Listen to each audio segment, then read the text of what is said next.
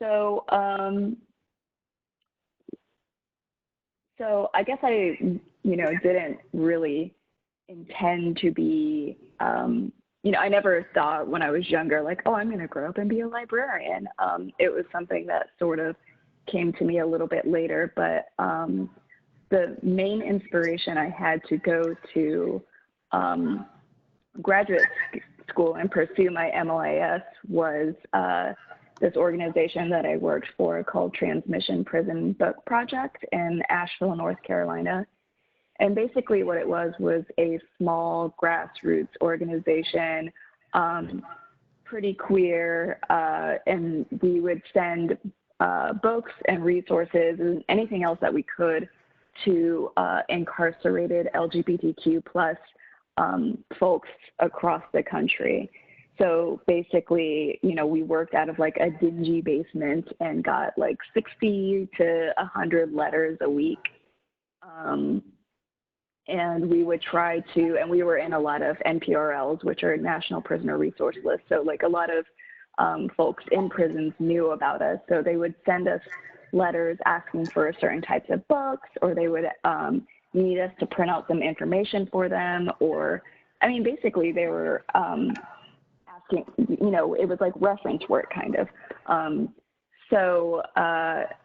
Just having witnessed the experience of someone who has almost zero access to information, then being able to get information was really moving to me. And like we saw that through the letters that they sent back. Sometimes they would make art for us. That was like their way of saying thank you. And so this was something that was incredibly rewarding for me in terms of work. And this was also when I was starting to come out myself. So this was when I was in undergrad. So I was in my early 20s at this point. So it's just like a really crucial time in my life for me. And so when I finished my undergrad in WGS and I took some time off because I wasn't immediately sure what I wanted to do, when, after 4 years of working retail and hating that, I started to think about like, what do I want to do with my life, and what was the most rewarding thing that I've done, and how can I like keep doing something similar? And so I was thinking about transmission and how that kind of work that I was doing. And obviously, academic libraries are like completely different and have all sorts of privilege, but it was something that I could see myself doing, and providing information seemed really important to me. So plus I had like a lot of librarian friends who, really kind of like talked me through it. And so to be honest, I really did go in it like half knowing what to expect and half like not really knowing anything, but knowing that I needed a change in my life and that this could be a good change. So after I got my degree, I mean, it was like a really hard 10 months of applying everywhere that I possibly could. I mean, I was willing to move pretty much anywhere that I could to get this job. And it was a lot of, getting to the final steps, being in the final 3 people to come to campus. And, like, obviously, like, I didn't have, like, a whole lot of experience because I was fresh out of grad school. But, I had done an internship where I worked at a library in Queens, New York. But, it just, like, wasn't enough. And as we know, like, these jobs are kind of, like, becoming increasingly harder to get. And sort of a general librarian is sort of harder to find. A lot of library jobs sort of want like a specialty. So like a lot of entry level jobs were not, like I was not getting them, even though I was entry level. People who had more experience were getting them. So that was like a little frustrating, and I was feeling a little dismayed, but I finally got a job working at a community college in Charlotte, North Carolina, where I was living. And it was great. I loved it. I worked for CPCC. I worked at a pretty small campus. I was one of 3 librarians there. and I got to work with all kinds of students. You know, we had a graphic design program there, but then we also had like welding and like HVAC. So it was a lot of non-traditional students there, which was really great. And I think that actually like really helped me prepare for my position now, which is the student success librarian at UNCG.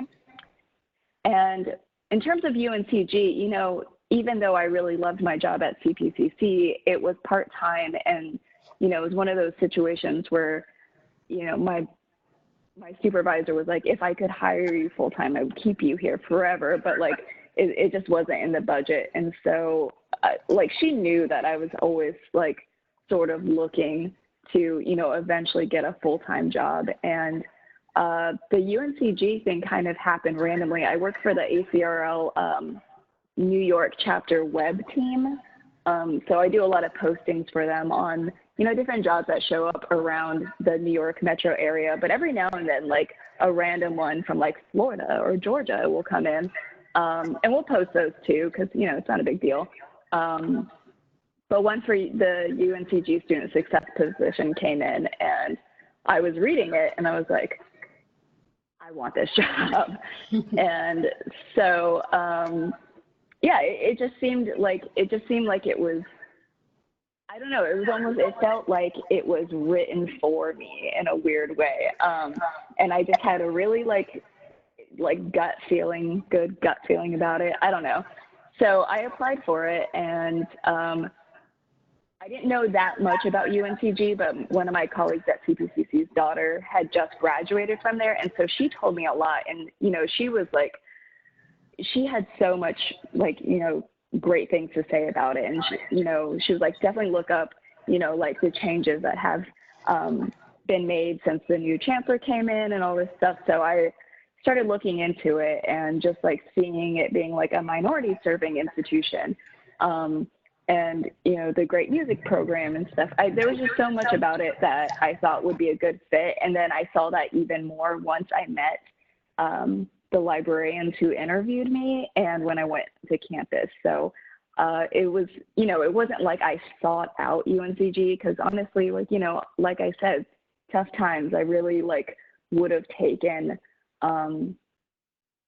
not any, but like, you know, I really was struggling to find a full-time position, but it just so happened that this one was kind of perfect for me.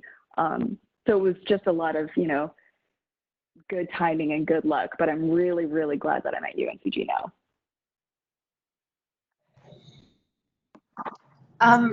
Story, Melody, could you tell us what you do as a student success librarian?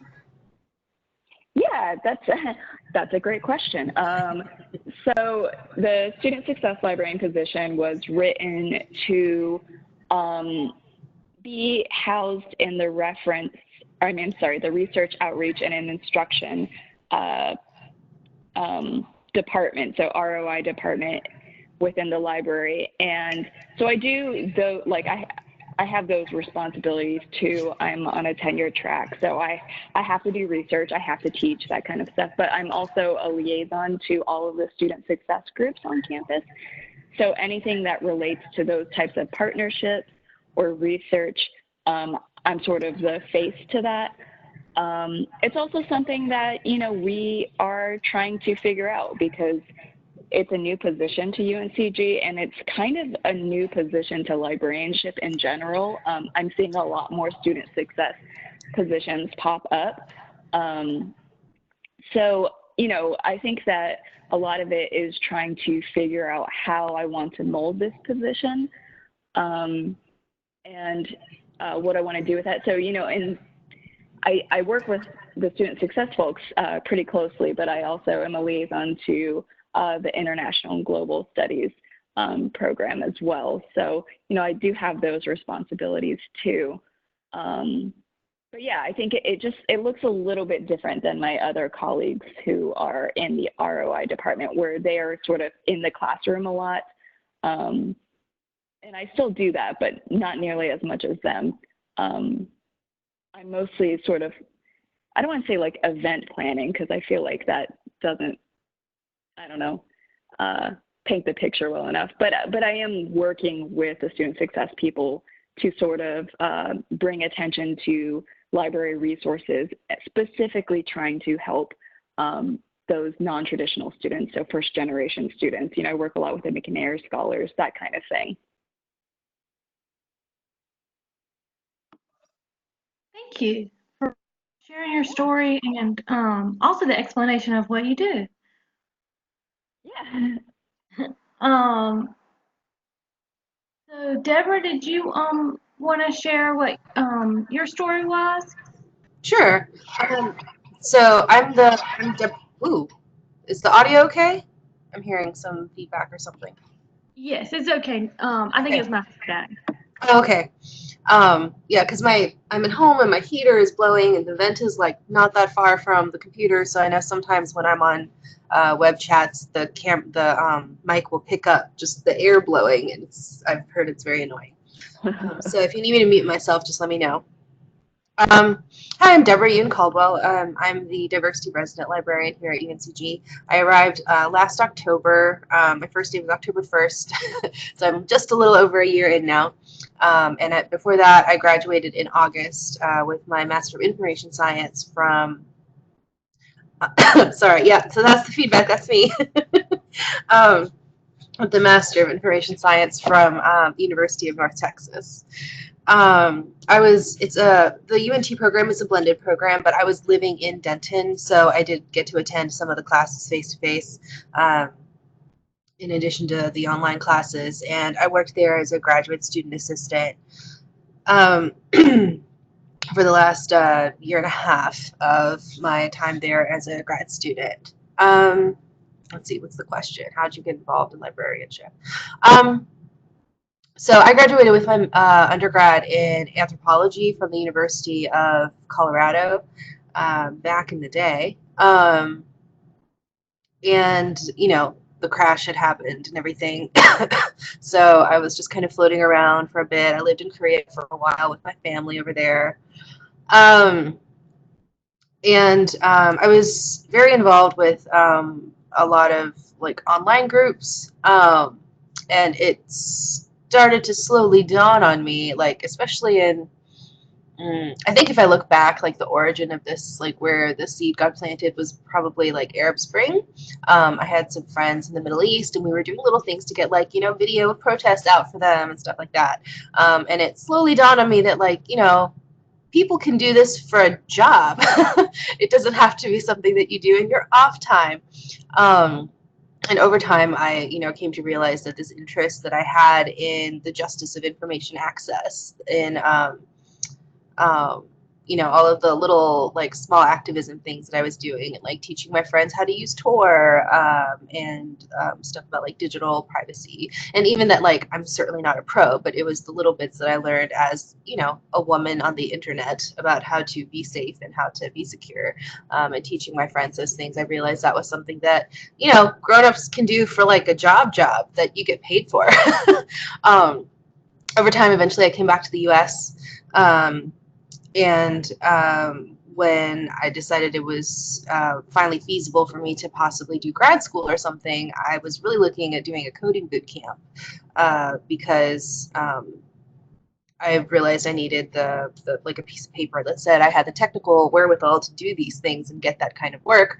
I was really dissatisfied with the programs that I found. None of them really focused on ethics or even had like a class on ethics, and the specifics of the things that I was looking for was all like understandably very capital focused and very much emphasized, you know, the technical skills to get a piece of paper that says you know how to do Python or, you know, full stack web development, so that you can go be a code monkey for Google or Microsoft or some startup somewhere. I happen to have a friend who was a parent at the school that I was working at the time, who was talking to me about it. And okay, the heater cut off, so hopefully the feedback will stop. And she said, "Oh, don't, like, that's a librarian. That's what you're talking about. You're a librarian at heart. You talk like one. You're always talking about libraries to begin with, like information literacy. Didn't you know that?" And I'm like, "No, I think literally no one that's not a librarian knows that, but okay, thanks." So from there, I just kind of like tripped into the UNT grad program. And like looking back, if I had had a little more time to plan, if I hadn't instantly enrolled, that probably would have been a little better for me. But I did that. So I started grad school pretty quickly, and that was in 2016. The first thing that I got involved with, the first project related to my interest was in fall of 2016, for reasons involving certain political events that were happening. Climate change and environmental scientists became very concerned about the access to the data that was produced by Fed agencies that collected those data, such as like NOAA and EPA in particular, along with others. And I got involved with a project called Data Rescue for scraping those data. I could talk more at length about the specifics of that stuff some other times. That's not the focus of today's call. So I did that kind of work and was involved with like preservation of electronic government information stuff broadly as a grad student until I graduated. Well, and I still do, but all throughout grad school. I graduated in August. As for UNCG, by the time I ended my grad program, I had done a practicum as a GSA or intern or whatever you guys call it, as a grad student assistant there for about a year and a half. But I left still feeling like I didn't have a very good understanding of how academic libraries worked. On paper, it looked like I had a lot of experience, but I'm a first generation student, you know.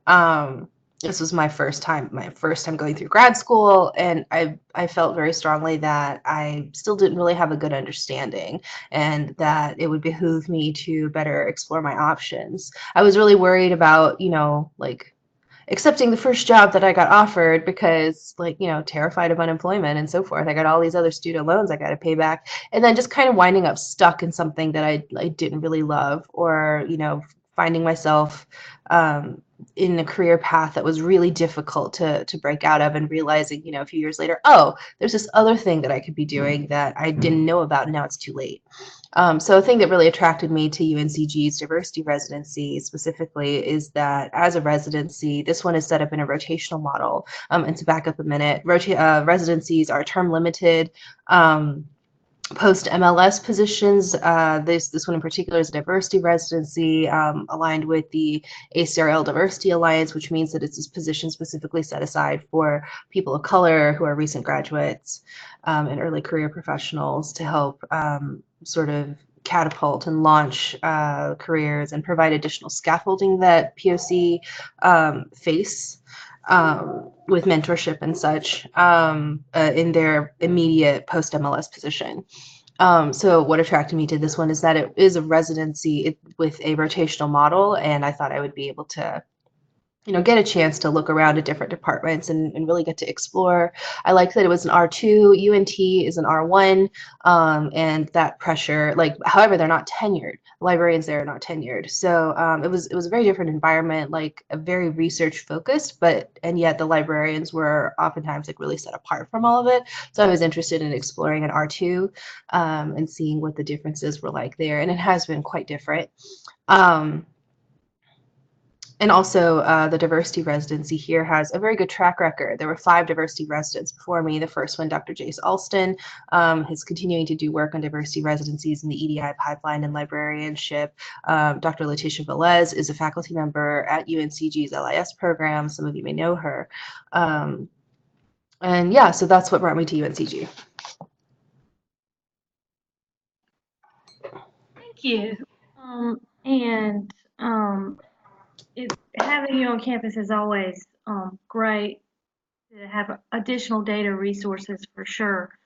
We were just about that in LIS 628. We were just looking at the EPA documents and the way it's been archived and not archived. So that is working, and thank you for sharing that on your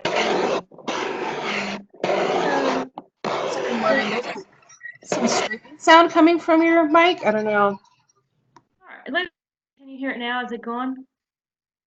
Yes. Okay.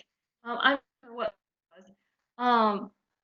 But thank you for so I guess our next question is really thinking about the sort of patron aspect of for LGBTQ plus patrons, what are some major barriers that you would identify, and then what are some ways that obviously not comprehensive, just because I think there's lots of ways, and we have to be creative and investigative about finding those ways, but ways that we could mitigate some of those barriers so that those patrons feel that they access the information that they need.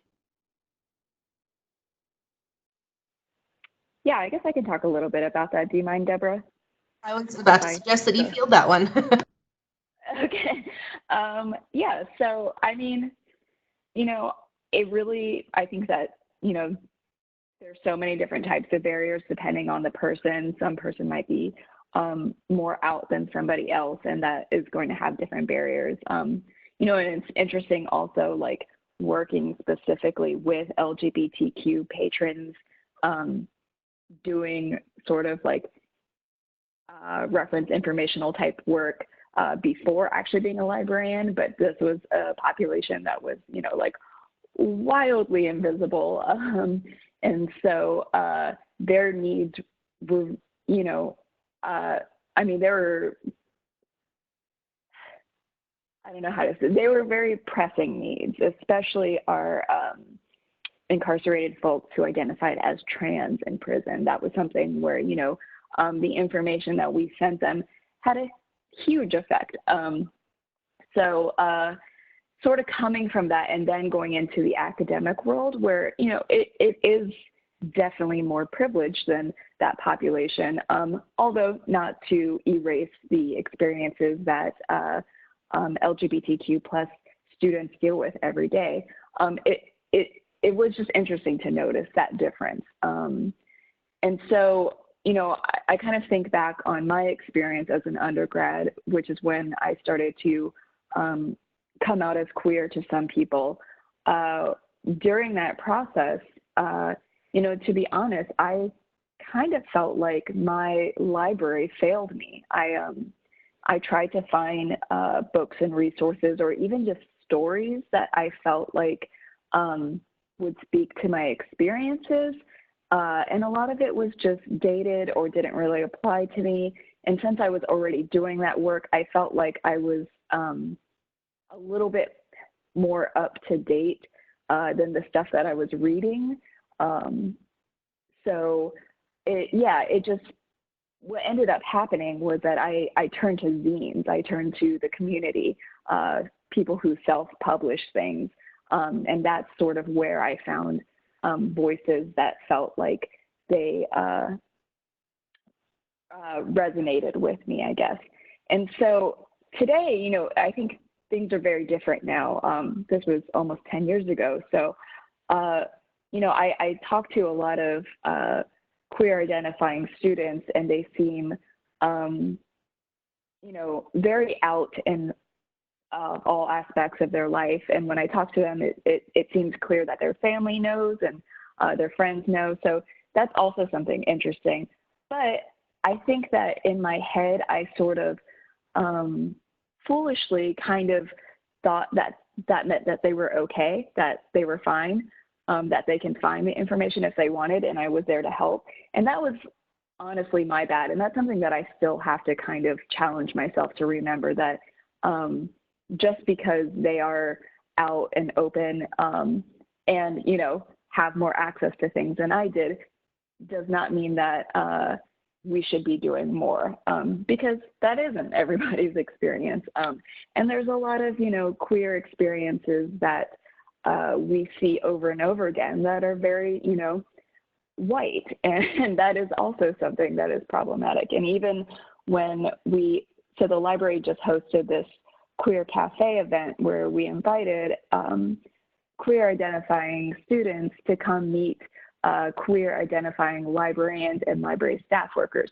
And it was just like an experience for them to like chat and hang out and drink coffee. And there was no like panel discussion, or we weren't like talking at them about resources. It was literally just a meetup.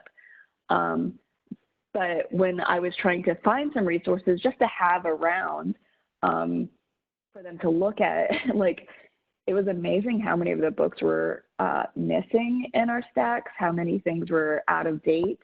And what ended up happening was I was like, I'm going to go print out my favorite zine and share that, because that's exactly what I had to do 10 years ago. And it was just interesting that I was there doing it again. So that just kind of shows that, like, in terms of just like physical resources that we had in our library, there was an issue there. So yeah, I think that, you know, like, having events like the Queer Cafe is a really great way to sort of deal with some of those barriers, because it's sort of a higher impact event that's more than just, you know, look at the resources and information that we have. What do you need? You know, it's sort of like we're physically holding this space for you because we see you and we value you.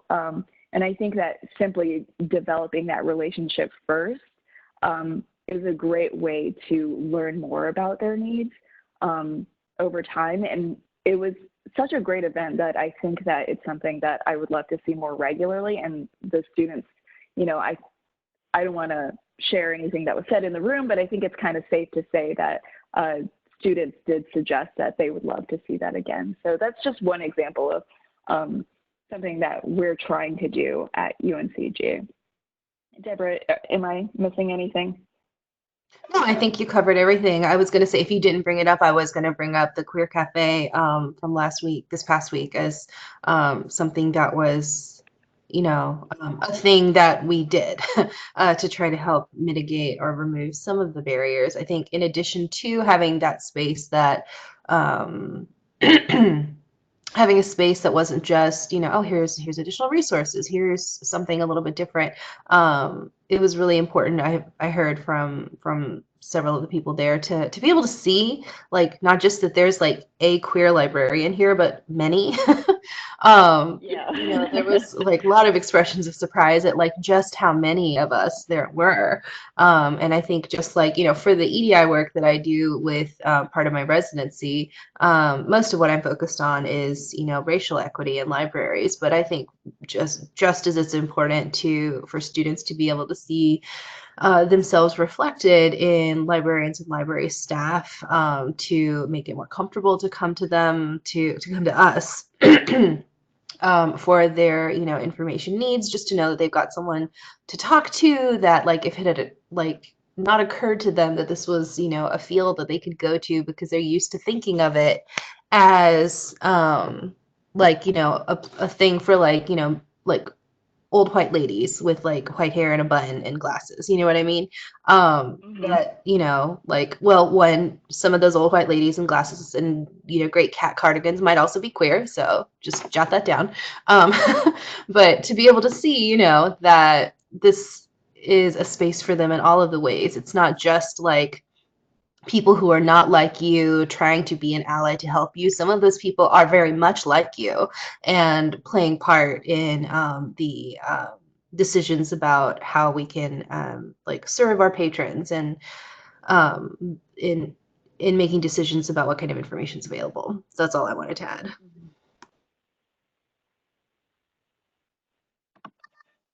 You. And I wrote in the comments, but I just wanted to reemphasize that I really like the point that you both made about holding space and listening. I think, especially as someone who doesn't have any experience in libraries, that strategies can feel very almost like out of reach. It's like I don't know what to do, but holding space and listening is something that any librarian can do. And I really appreciate that you both mentioned that.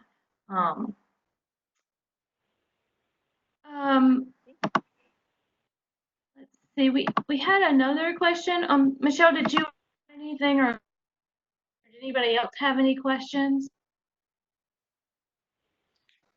I had a few questions I wanted us to discuss. If I go ahead, or did you want to have did you have something else to say, Maureen? No, go ahead. Oh, go ahead. Okay. So I grew up in the South, and as I was growing up, the word queer was always used in a very negative way. And I'm sure there are probably people who will listen to this who will also have that experience with the word. So I was just wondering if you could explain what it means to be queer, and is it okay for those who aren't queer to use that terminology? Sure, I can start off and maybe Deborah can elaborate more. But it's funny that I feel like this is the like fifth time I've gotten this question this week, and most likely because, you know, the Queer Cafe happened, and then also, you know, we have our visit on Monday by the Westboro Baptist Church, so there's a lot of dialogue happening about it. So yeah, I've been asked this a lot, and I guess I find it I was like a little surprised by it because it didn't feel like I guess maybe because I've been doing this kind of work for a long time, I was like, oh, I thought that we were all on the same page about this. That like we're good with that word now. But that's totally like coming from a place of privilege to assume that, because, you know, there's a lot of older folks, older LGBTQ plus identifying folks where that term is still very triggering for them because it was used as a weapon. So I had to like sort of reconsider and think about the terminology and what that meant. So for me, queer is a umbrella term that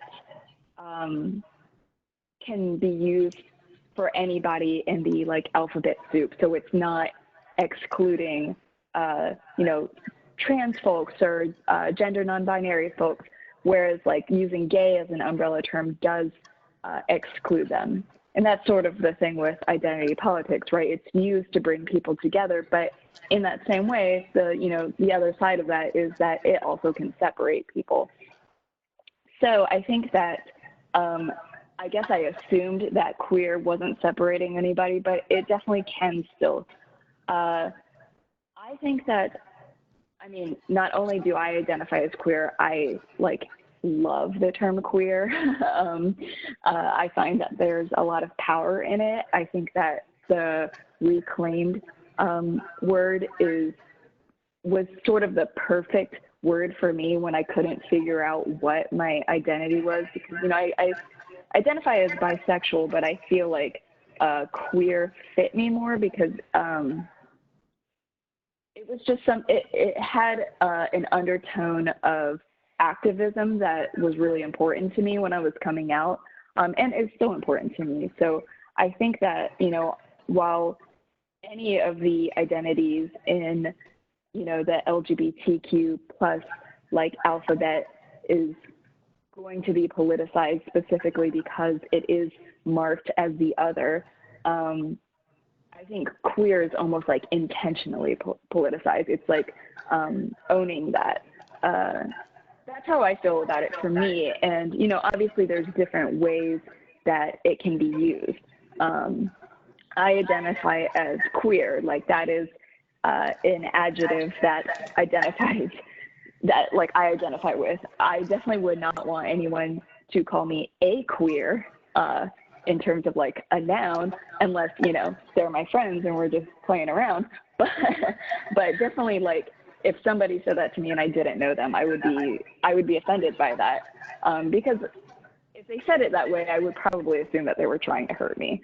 But then also, you know, like, there's queering as a verb, and what that means. And there's a lot of academic discourse around this. And I feel like Deborah is really good at speaking to this a little bit more eloquently. So Deborah, can you add to that? Yeah, so yeah, I also I use the term queer for myself. A lot of it has to do with the political history for it. I have a lot of friends that are involved in various LGBT identities and activism, and importantly, not just in the United States. and a lot of them are bi. And I don't know that there's time or need to go into that in such detail at this moment, but in the last 5 or 10 years, there's been a lot of discourse around the word queer and the reclamation of it. And there's been a large rise in TERF ideology, which is TERF stands for trans exclusionary radical feminist, which is a particular brand of like queer identifying, like lesbian, sorry, they're not queer identifying, usually lesbian identifying, most often cis women who are don't like trans people and don't like that trans women are included in this space. So my experience with in the last 10 years with queerness has been a lot of it being, yes, very political, and specifically in opposition to this trans exclusionary ideology. As for like the history of it, the word queer has been in use since like the 1910s and 1920s. I really recommend the book George Chauncey's Gay New York for a little bit of history there, where they talk about and talk to men from, like the 1910s and 20s and their relationship with this word. And in the 60s and 70s, the reclamation of the word queer with, I hope it's okay to cuss on here, but not like gay as in happy, queer as in fuck you, is a very specific famous slogan that was posted all over the place. A lot of the early queer, like not early, but let's see. Where's my There thing? was like So a queer Queer fastback Nation, that was. yeah. So Queer Nation in 80s was founded by members of ACT UP, which is the AIDS Coalition to Unleash Power, an organization for AIDS activacy. So queerness as a word specifically is deeply politicized, and the reclamation of it is really important and powerful. And as Melody mentioned, and I won't belabor the point too much because I think Melody spoke to it already, but in the LGBT alphabet soup, which might sound, I guess, it could sound derogatory to call it that, but there's LGBTQ plus, QIA, don't forget 2S for Two Spirit and so forth. Like that's all very important to have explicit space in that. But for a lot of people, the word queer is one, it's a little more private because people who are ignorant, or even like maybe benignly so, and just like it hasn't occurred to them that getting really invasive about the specific details of a person's gender and sexual identity is rude. It's rude sometimes, right? Like because people are curious and they want to know what all the details are, and like, oh, so exactly in what way are you queer? And it's like, if we're not dating and you're not in my pants, it's like not really none of your business. And I feel like queer is a great way to say like definitely not cis straight, and the rest of it is none of your business. So that's one thing. And then another is that, again, it is very explicitly inclusive of the other letters that are not just L and G, right? That it's explicitly inclusive of bisexuals, pansexuals, transgender people, asexual people, and so forth. And all of those people who are questioning or fluid or in between and haven't quite figured it out yet, it is a helpful umbrella term. And if you want to like talk more about the details of the politicization of the word queer, I'm happy to do that at another time. As for whether or not people should use it, I think like Melody said, like if I don't know for sure that you're like also a fellow queer person, I definitely don't want to like I'm going to, out of experience, err on the side of wariness when I hear people say that. And there's ways to use it in verbiage where you can kind of tell if people are like clued in on how it's used and how it isn't. So as Melody said, like if I hear someone calling someone a queer and it's not, in an explicitly LGBT space where it's kind of used ironically, then that's, of course, a red flag. So my advice for allies or for people who are not really comfortable with it or not sure about it yet is if you're using it as an adjective in terms of like, queer club, queer identity, queerness, like that's fine. But if you want to talk about queer people or identifying a person as queer, or I would, and you have the option of using like LGBTQ, LGBT plus, etc., probably err on the side of caution and use that instead of queer, unless it's again like a set phrase and an adjective for things like, queer theory, things like that. Was that helpful at all, Michelle? That was wonderful. You told me everything I needed to know. Okay. So yes, I feel more comfortable now knowing how, like, I would throw an event for that population without offending someone. Right. So like, for example, our library queer cafe, like by all means, like don't feel the need to change the name of it because like if you are not a queer person, and say, well, I can't use that word. Like it's not like the N word or anything like that, right? It is not anywhere like anything like that. So like by all means, call it the queer cafe. That's what we're calling the event. But yet if you were like describing like unknown LGBT people, I would say, like either like put in something that says, well, they identify as queer to make it clear that it is not you like randomly attaching this adjective to them, right? And also confirm that, right? Because as Melody mentioned, there are people who do like it has been used as a slur, of course, and there are people who do not like having that term attached to their identity. And certainly we don't want to force that on people any more than we want to force people to divorce themselves from it because we have decided unilaterally that it is a bad word. And somehow at all of those times of people using every other word in the alphabet soup as a pejorative doesn't count. That's awesome because it also speaks to how we protect people's privacy, which I think is very, very important topic always in the librarian world. So kind of related to that topic, could we talk a little bit about gender pronouns? Because I know we're trying to be more inclusive in our gender pronouns, and a lot of people, like, for example, on their Twitter profile or maybe their signature will indicate what their pronouns are just to be, to encourage others to know that you're open to understanding things like this. But as far as a librarian goes, when you are meeting new patrons or whatever, just kind of curious, what is the best practice right now for talking with someone? Should we call everyone they, or what should we do? I think that there's a couple of things that you can do.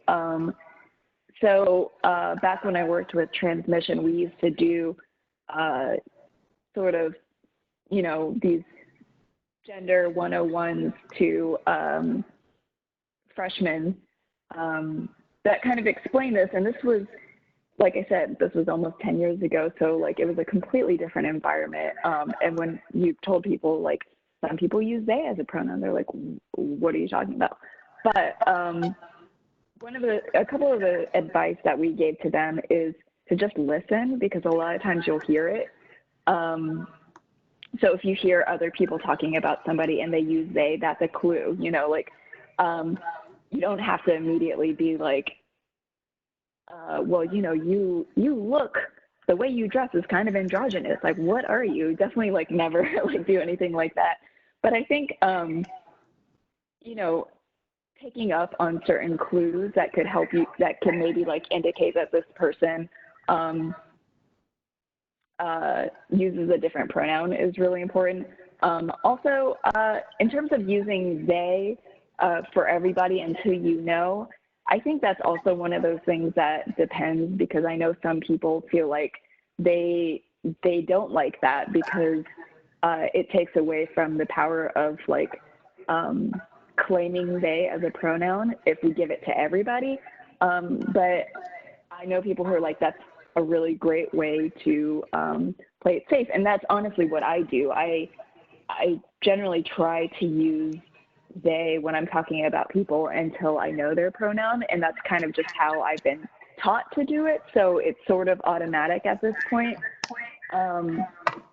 But, it's a learning process. I think that there are times and spaces where I sort of understand that, like, if, like, for example, when I worked in retail for many years after I graduated with my bachelor's degree, that was a space where I was working with mostly rich white ladies. And so, and it was in the South, and it was just like the environment made it so that, like, when somebody came into the store,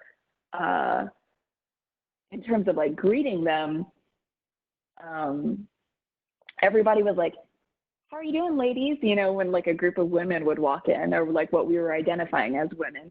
And that's just like what we had to do. And that was like the culture. And that was one of those spaces where I was like I have to say this for my job, but I'm also like kind of making the assumption that all of these folks identify as women. And that's like clearly can be problematic, but it was one of those decisions that I had to make. In terms of academia, I feel like academia is where I see people pushing and really promoting pronoun diversity more so than other places. And so I think that we do have to keep up, because it's like we're sort of, I think that, I mean, just in my personal experience, you know, I have friends who are not in the academic world who will send me pictures of like forms that they see that where they ask for pronouns. And, you know, they're like, this is so exciting. This is the first time I've ever seen this. And I've been seeing it for a while because I've been in the academic world. So that's just sort of like my basis on that. But I think that, sorry, I'm kind of rambling now, but I think that I don't want to say that it's safe to use until you know, but it is what I do. Deborah, do you have any suggestions? Well, I just always like to point out that queer, sorry, I'm still looking at queer as theory stuff. I'm looking for resources to post in the chat, sorry. I want to say that they, singular they predates singular you, just in terms of grammatical usage. It has been in use as a singular for persons of like unknown gender, whether it's a mixed group or just, you know, unknown exactly who that person is.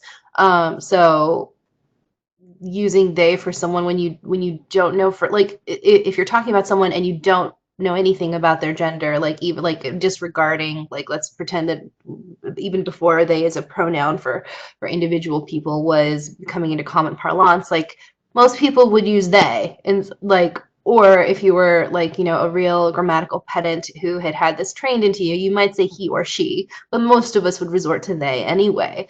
So I think it's, you know, using they as like the default for people when you don't know for sure what their gender identity is. I think that's a good way to go, and is not new per se. It's just that we're paying more attention to the fact that we're doing it. Additionally, I think it's interesting, Melody, to hear from you that you have some, that you know some people who don't like it being kind of used all over the place, because it sort of takes something that's the first I've heard of that, because most of the people, the trans people that I know who really advocate for that, the idea is behind like, you know, really radical destructions, what's the word I'm looking for, to sort of like tear down those like gender binaries in language as a default, and to do that, and one means of doing that is to stop or to insert gender neutrality wherever possible within the confines of your language and the society and the culture that you're living in. So wherever possible to, like, you know, come up with neopronouns or to find a gender neutral alternative. So even things like using nibbling instead of niece or nephew, because they might not be either. If they're, you know, like if you have a non-binary little nibbling, then neither of those things work, right? So I have friends who've taken up using the word nibbling for their little niece or nephew, or their sibling's child, because it's the gender neutral alternative. And part of, is it because like the 4-year-old has come out as gender neutral or fluid? No, not because of that. It's because we're trying to just to really get at the heart of it, which is to, wherever we can, in whatever ways that we are able to, God, I'm just like blanking on this word. What's the word I'm looking for? To move away from that binary. Michelle, Yeah, I look for some additional resources for pronouns and neopronouns, but also the Office of Intercultural Affairs has a Safe Zone, and they have some resources on campus as well, just FYI. Yeah, Deborah, just to, when I said I know people, I know one person. So Okay. I would say that like out of like my network of friends, like, and people that I know who identify as genderqueer or gender non-binary and use they them pronouns, most of them are what you were describing, like are trying to like move past that. So I do think that practicing using they, them is really important, and probably a safe bet to do when you're not sure. But again, also think, listen to people, because a lot of times people will give you clues when they're talking about themselves, or you hear other people talking to them and they use them. That's like, you have to not only practice using they, them, you have to practice listening for that kind of thing too. Yeah. Yeah. And I have lots of quotes and resources on singular they, like Chaucer used it in The Pardoner's Tale in 1380, right? And if you go back to like the translation from early modern English from like William and the Werewolf in the 1350s, like again, predates singular you. So I will throw down over singular they, and I've got the citations. And we do use it all the time, and I think that people like don't realize that we do, but there's a lot of examples online where people will have a quote that's like, somebody who works in a restaurant sees a phone on a table and they're like, oh, somebody left their phone. That's using it in the singular version. Yeah, that's something that we wouldn't even think of like, oh, we're breaking down the binary, but it's just, we use it. So we are able to do it. And when people resist it because they don't want to use the singular they, them, that to me signifies that there's maybe a bigger issue there. Yeah. Because we do know how to use it.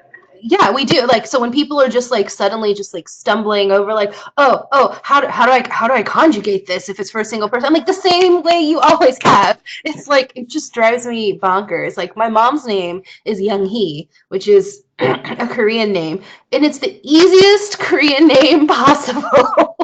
But people will find a way to make it complicated and twist their tongues in their mouths to find a way to mispronounce it. And I'm like, it's young, old and young. And the way we spell it in English is literally the same as you spell it in English. And he is spelled H-E-E. There are no ways to mispronounce H-E-E. And yet somehow people find a way to be like, yeah, young. And I'm like, nope, you're just overthinking it. And I sort of think now you're just trying to be racist. I don't know what you're doing here, bruh, but it's not good. It's not a good look. And I feel like when people are tripping over themselves with conjugating singular they, I'm like, you're overthinking it. Just do it like normal. It's a normal word. You use it all the time. Just go for it. And rant. Although I was about to point out, there's this great 17th century book. Well, not great. Don't read the whole book. It's called The History of the Life of Thomas Elwood. And there's this paragraph in it that's just this rant about using singular they versus singular you.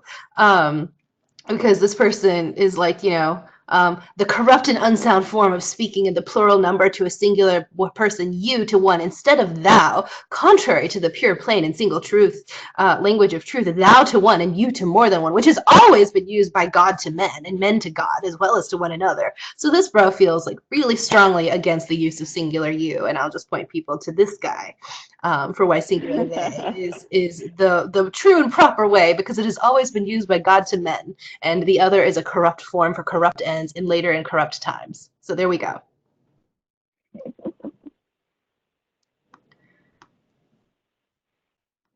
Thank you so much for that. That's very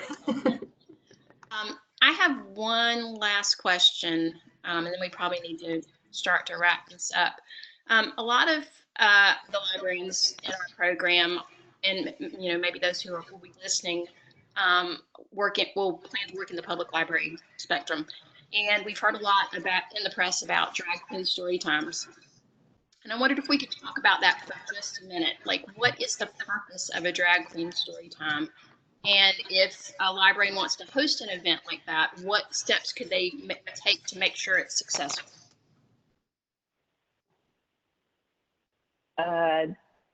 Deborah, you want to take that?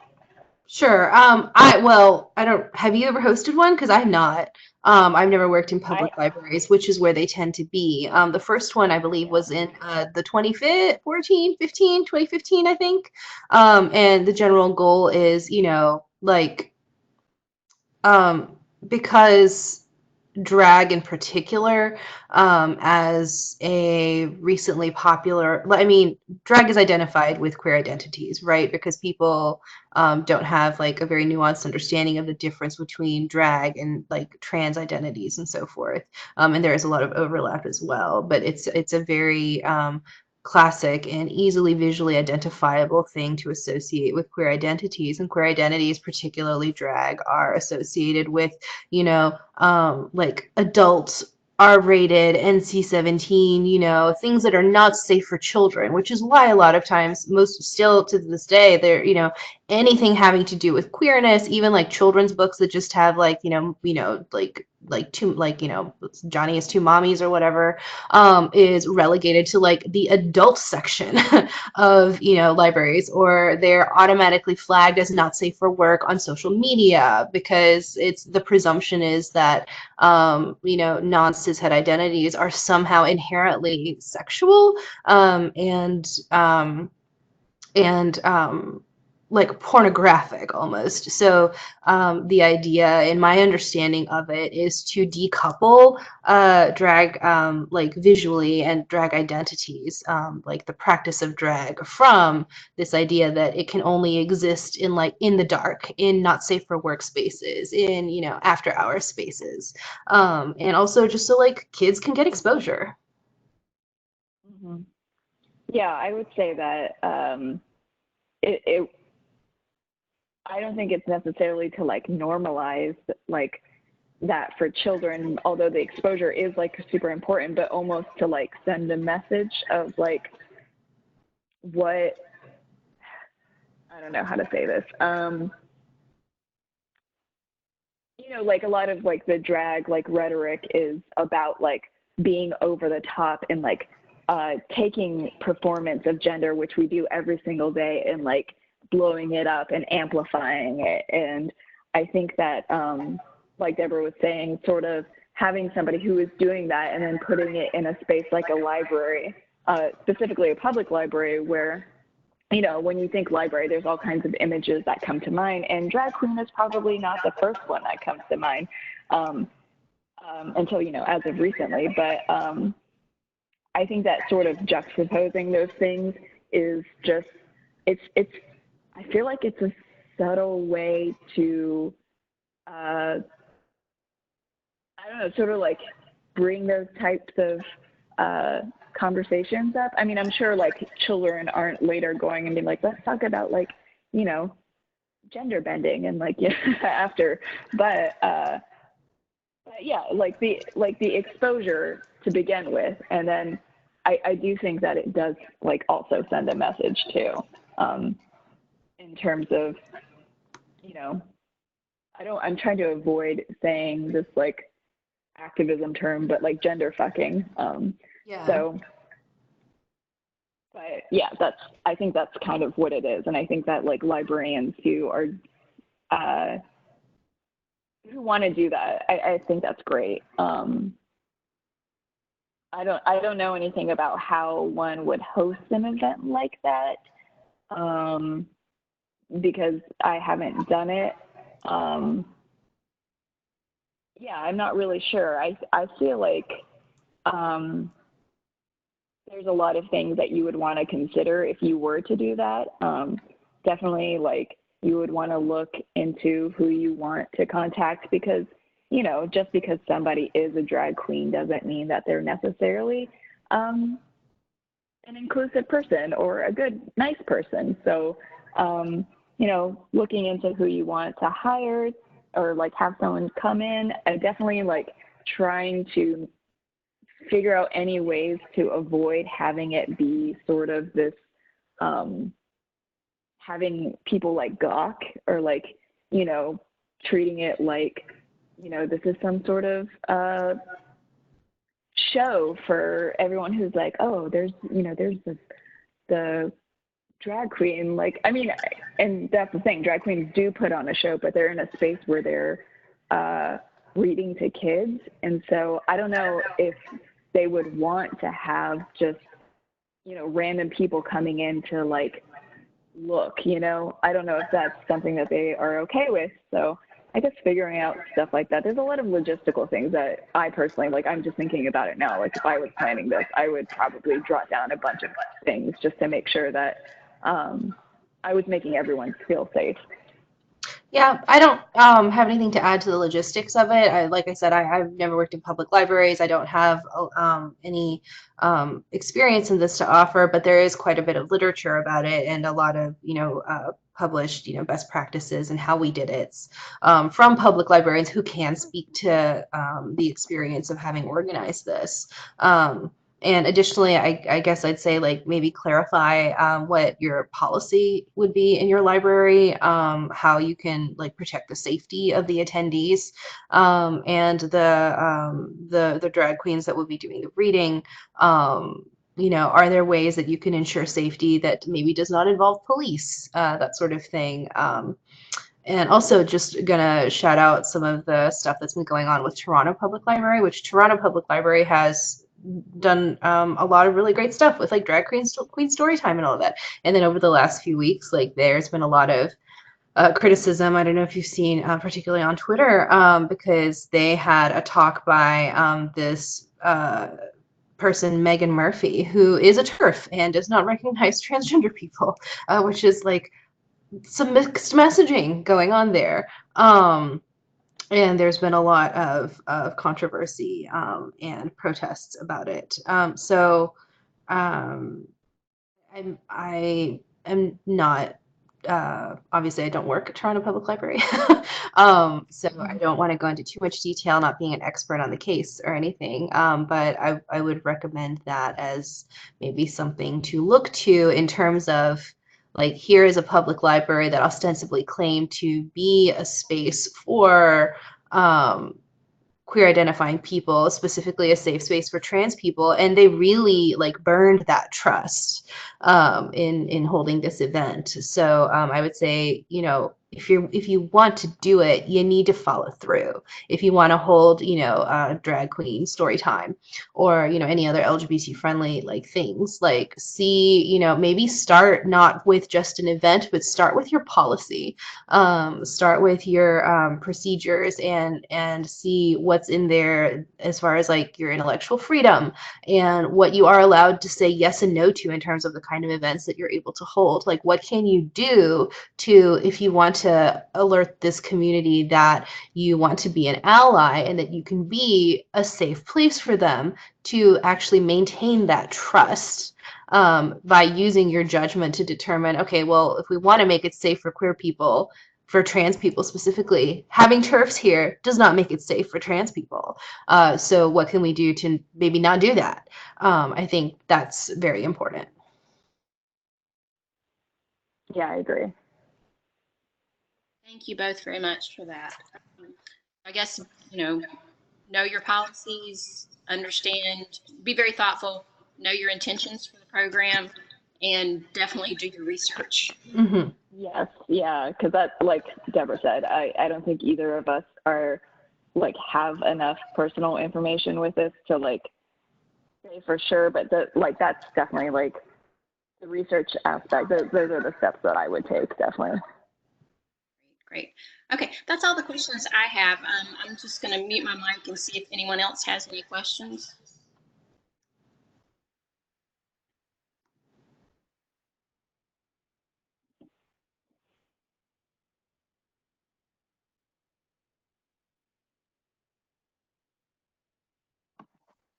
I do not have any more questions. And I don't see a chat, or I don't hear anyone. All right. All right. Well, I hope that. Oh, go ahead. We just wanted to say thank you guys for joining us, and we appreciate the time that you took to answer our questions and offer so many resources, and for all that you do for UNCG as well, taking the time. Thank you. Oh, thanks. Yeah, thanks for hosting us. Absolutely. Thank you both so much. We really, really appreciated this. Yeah, sure. And we're both available, or well, I am, and I feel, let me know if I'm speaking too much on your behalf, Melody. We're both available for like one-on-one consultations or chats with people, whether it be library students or other who want to talk more about these things, or like not even, a reference interview. Just like if you just want to chat, you want to grab a coffee and be like, hey, can I drill down into this a little bit more, this thing that you mentioned? I'm certainly happy to do so. So feel Put free to your reach email. out. Yeah, same. Yeah, you can reach me at deborah.caldwell@uncg.edu. I'll type it into the chat. Okay.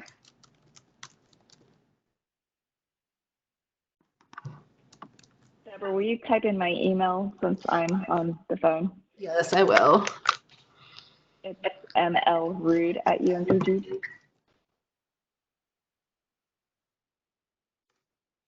Yeah. And I guess while we're closing out, I mentioned this in the chat, but one thing that I did want to mention that I forgot to say earlier is the word queer using K instead of Q is something that is often used by non-white populations. Again, just like queer is, a reaction to and a pushback against the real emphasis on like only lesbian and gay people in the community. The use of the word queer using K is a real pushback against the real whiteness within the public discourse and perception and priorities of the queer activism movement and queer identity in the United States in particular, which really drives much of as tends to be the case, drives much of the global perception and discussion. So queer using a K is something that you will find particularly, I think, in Asian American, but also in Asian communities broadly. But I linked an academic article in there for anyone who's interested. Yeah, so I guess if you don't identify with that, maybe don't use the K. Yeah, like don't like just throw it out there, but just FYI, if you see it, like I've also seen people use it as sort of like, like making fun of people who use the word queer, just to like spell it incorrectly. But also there are people who legit spell it that way in the Asian American queer critique tradition. So it could be either or. You have to tell from context. And that's it for me. Okay, great. Thank you so much. And we just wanted to say again, we really appreciate the time you took with us today. Yeah, absolutely. Yeah, Thanks. absolutely. Yeah, have a great rest of your day. Thank Have a you great too. weekend. Bye. Thank you. Bye.